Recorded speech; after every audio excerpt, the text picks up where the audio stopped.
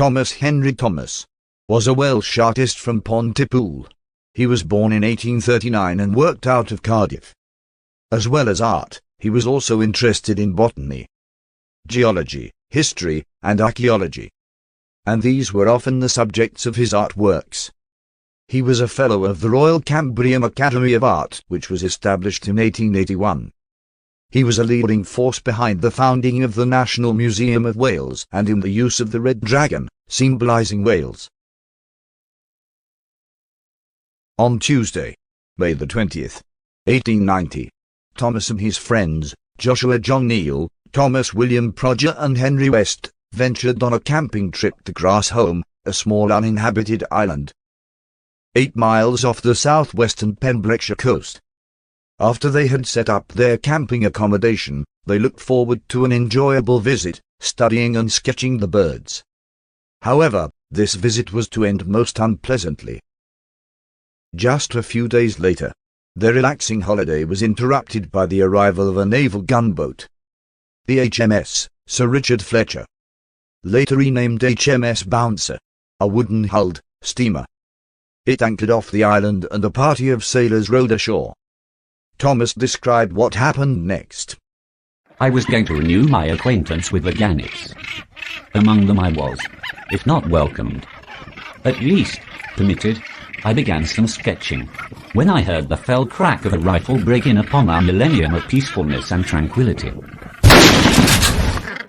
An attack was made upon the settlement of gannets by a company on board HMS Sir Richard Fletcher, followed by a landing and general battle upon shore, terminating in the slaughter of many birds, several gannets, and the destruction of the whole of the eggs of the latter.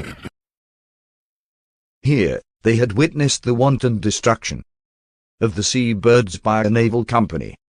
They were appalled by the destruction, and Thomas sketched the scenes, which later appeared in the Daily Graphic and Animal World publications.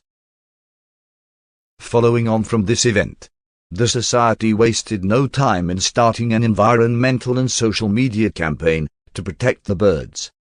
The sailors involved in the destruction were prosecuted by the RSPCA and fined. Questions were asked in Parliament, and Thomas Henry Thomas was elected chairman of a committee to consider the best means of protecting wild bird eggs. The committee was based at the British Association for the Advancement of Science in Cardiff, and in 1891 this led to further Bird Protection Acts of Parliament in 1894 and in 1896.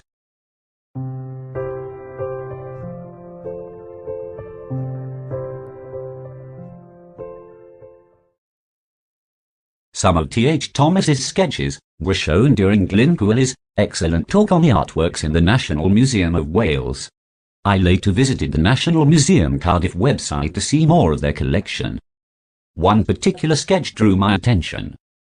Another sketch by T.H. Thomas, a scene I thought I'd like to attempt myself, but in acrylic paint. The picture appeared to show some men harvesting eggs.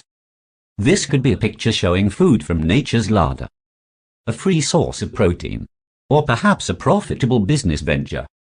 His pencil marks gave an indication of the rock structure. Dots in the sky, perhaps shorthand for thousands of birds. But questions arose in my mind. Why do they need guns to collect eggs? Why is this man dressed as a sailor?